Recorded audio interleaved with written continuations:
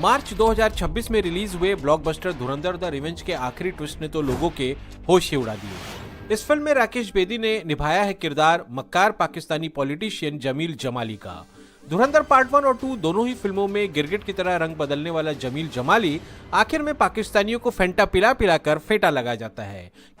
सियाना हो गया मेरा बच्चा। चला तुझे फेंटा पिलाऊं। क्योंकि जमाली तो निकलता है असली धुरंधर यानी भारत का वेटरन जासूस जो 45 सालों से पाकिस्तान में रहकर जासूसी का काम कर रहा होता है। मुमकिन नहीं लगता असल जिंदगी में ऐसा कोई जासूस होना, मगर कई बार इतिहास की सच्चाई फिल्मों और कहानियों से भी अतरंगी होती है। अगर हम इजराइल और मोसाद की बात करें तो कुछ भी मुमकिन है। जिस तरह से जमील जमाली ने पाकिस्तान के रसूखदारों और ताकतवर लोगों के बीच घुसपैठ कर ली थी, उसी तरह 60 के दशक में कमेल अमीन थाबेट नाम के फ्लैम्बॉयंट और रईस बिजनेसमैन ने सीरिया में पावर कॉरिडोर्स में अपनी जगह बना ली थी, जबकि असल में वो शख्स सीरिया में इजराइल का डीप एसेट एली कोहेन था। मगर कोहेन की किस्मत जमाली की तरह अच्छी नहीं थी। एली कोहेन को 18 मई 1965 में दमिश्क में ही सरेआम फांसी से लटका दिया गया। आज भी कोहेन को एस्पियोनाज के इतिहास में सबसे महान जासूसों में से एक माना जाता है। एली कोहेन ने लगभग 3 साल सीरिया में उस दौरान बिताए जब सीरिया एक फेल्ड स्टेट नहीं बल्कि एक अच्छा खासा ताकतवर देश हुआ करता था, जिसका एक ही मकसद था, एक देश के रूप में इजराइल को जड़ से मिटाना। इस दौरान वो एस्पियोनाज के उस स्तर पर पहुंच चुके थे जहां वो न सिर्फ दुश्मन की खबरें इजराइल तक पहुंचा रहे थे बल्कि रक्षा संबंधी मुद्दों पर सीरिया के फैसले भी इन्फ्लुएंस कर रहे थे। जैसे कि उन्होंने गोलान हाइट्स पर मिलिट्री फोर्टिफिकेशंस के पास यूकेलिप्टस यानी नीलगिरी के पेड़ लगाने की सलाह दी थी ताकि सीरियन सैनिकों को कड़ी धूप से निजात मिल सके। बाद में 6 डे वॉर के दौरान यही पेड़ गोलान हाइट्स में इजरायली फोर्सेस के लिए परफेक्ट टारगेटिंग मार्कर्स बन गए थे। एली कोहेन की शुरुआती जिंदगी बहुत उतार चढ़ावों से भरी हुई थी। इजिप्ट में पैदा होने के बाद युवावस्था में कोहेन ने वहां से यहूदियों का पलायन देखा जिसमें उनका परिवार भी था। फिर भी कोहेन इजिप्ट में रहकर वहां से यहूदियों की सुरक्षित निकासी के इजराइल के गुप्त ऑपरेशन में योगदान देते रहे। वहां की सरकार ने कोहेन को इजरायली एजेंट होने के शक में गिरफ्तार भी किया था, मगर इजिप्शियन सुरक्षा एजेंसीज को उनके खिलाफ कोई सबूत नहीं मिले। दिसंबर 1956 में आखिरकार एली कोहेन भी इजराइल चले आए, जहां वो मिलिट्री इंटेलिजेंस के लिए ट्रांसलेटर का काम करने लगे, क्योंकि उन्हें 2 या 3 नहीं बल्कि 5 भाषाएं आती थी। एली कोहेन की चाहत थी मोसाद का फील्ड एजेंट बनना, मगर मोसाद ने उन्हें रिजेक्ट कर दिया। निराश कोहेन अगले 2 साल तक इंश्योरेंस कंपनी में क्लर्क का काम करते रहे। मगर एक दिन एली कोहेन की फाइल पर नजर पड़ी इजरायली मिलिट्री इंटेलिजेंस के डायरेक्टर जनरल मीर अमित की। मीर अमित को कोहेन की शख्सियत में वो खूबियां नजर आई जो उन्हें सीरिया में किए जाने वाले हाई लेवल स्पाई ऑपरेशन के लिए चाहिए थी। और फिर 1961 में शुरू हुआ एली कोहेन का वो ऐतिहासिक जासूसी मिशन जिसने उन्हें एस्पियोनाज की दुनिया में अमर कर दिया। सीरिया में कमेल अमीन थाबेट के नाम से कोहेन का कवर था कि वो अर्जेंटीना से वापस लौटा हुआ एक बेहद अमीर नेशनलिस्ट सीरियन है। सीरिया की राजधानी दमिश्क में कोहेन जल्द ही हर रसूखदार और ताकतवर शख्स से मिलने लगे। कोहेन ने सीरियन मिलिट्री ऑफिसर्स, मिनिस्टर्स और पावर ब्रोकर से गहरे रिश्ते बना लिए।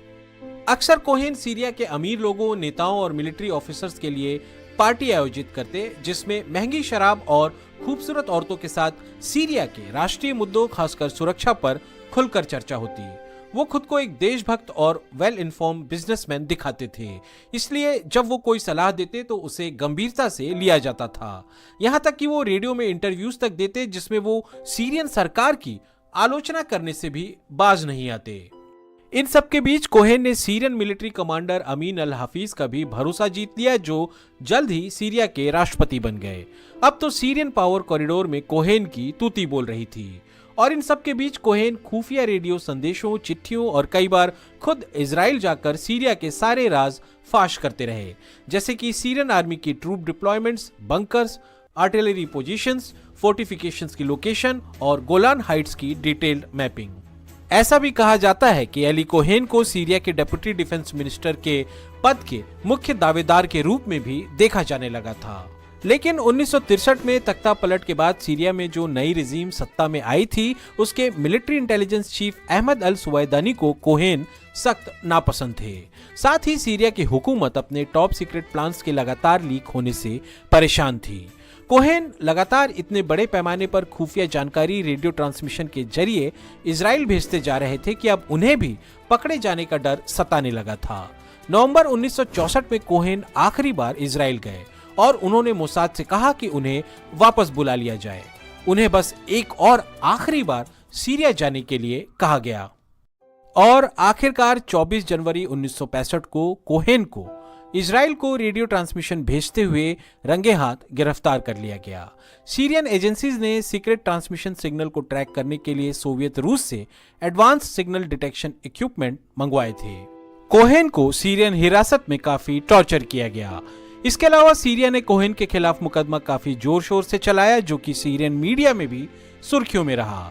इजराइल के अलावा कुछ और देशों ने भी कोहेन के साथ नरमी बरतने की अपील की। यहां तक कि तत्कालीन पोप ने भी कोहेन के लिए माफी की गुहार लगाई, मगर इन सभी अपील्स के बावजूद सीरिया की सरकार ने कोहेन को कोई रियायत नहीं दी। मौत की सजा से पहले कोहेन ने अपनी पत्नी को लिखी एक चिट्ठी में खुद के लिए मातम न मनाते रहने और जीवन में आगे बढ़ने की सलाह दी। उन्हें सार्वजनिक रूप से फांसी देने के बाद सीरिया ने कोहेन का पार्थिव शरीर भी इजराइल के हवाले नहीं किया। आज भी कोहेन के पार्थिव अवशेष सीरिया में ही कहीं दफन हैं। आज एली कोहेन को इजराइल में नेशनल हीरो के रूप में देखा जाता है। जहां जमील जमाली का किरदार काल्पनिक है, वहीं कोहेन पर कई फिल्में और एक नेटफ्लिक्स सीरीज भी बन चुकी है। काला कबूतर चैनल सब्सक्राइब करें ताकि समसामयिक विषयों, विचार मंथन योग्य मुद्दों और रोचक तथ्यों पर बने हमारे वीडियोस आप तक पहुंचे जल्द से जल्द।